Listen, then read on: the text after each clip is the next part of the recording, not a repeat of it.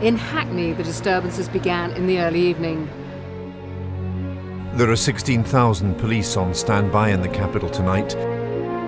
They don't care. I've never seen such a disregard for human life.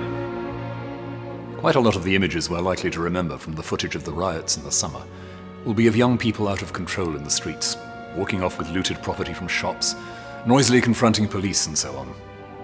It all feeds into the national habit of being suspicious and hostile when we see groups of youngsters on street corners or outside shops and bus shelters.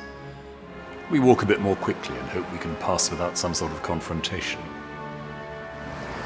The events of the summer were certainly horrific. They showed us a face of our society we don't like to think about. Angry, destructive, lawless. But it's crucial to remember that what we saw on the streets in August was just one facet of a bigger and much more heartbreaking problem.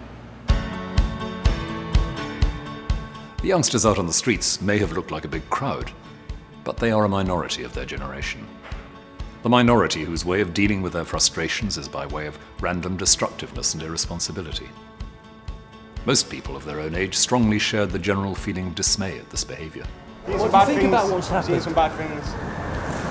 Don't approve of it. I've come to visit the charity Kids Company in London, where today a lot of local young people are joining together to pack food parcels for needy families in the neighbourhood. When you have a chance of talking to young people like this, you really get a sense of how they feel about the society they're in and the challenges they face.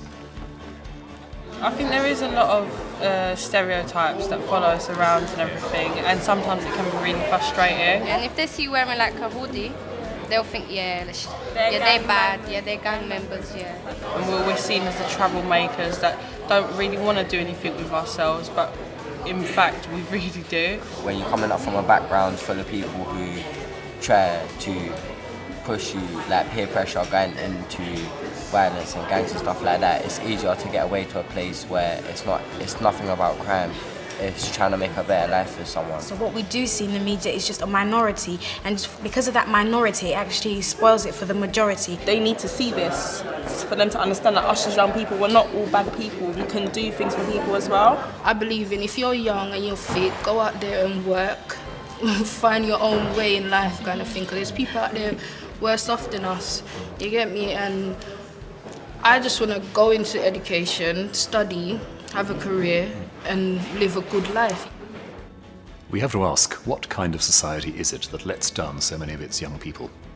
That doesn't provide enough good role models and drives youngsters further into unhappiness and anxiety by only showing them suspicion and negativity? When you see the gifts they can offer, the energy that can be released when they feel safe and loved, you see what a tragedy we so often allow to happen. Look at the work done by groups like the Children's Society, or by the astonishing network of Kids Company here in London, and you see what can be done to wake up that energy and let it flourish for everyone's good. Thank you very much, everyone. Well done. One of the unique things in the Christian faith, one of its great contributions to our moral vision, is the way it has spoken about children and young people. Whether it's Jesus blessing children, or St. Paul encouraging a young church leader saying, "Don't let people look down on you because you're young," or St. Benedict in his rule for monks, saying that you need to pay attention to the youngest as well as the oldest. Christian faith has underlined the essential importance of giving young people the respect they deserve. Of course they're not infallible. Of course they have a lot to learn. So do we all. But being grown up doesn't mean forgetting about the young. And a good New Year's resolution might be to think what you can do locally to support facilities for young people, to support opportunities for counselling and learning and enjoyment in a safe environment.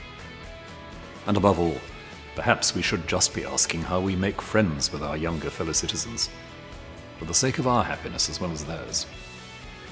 A very happy and blessed New Year to you all.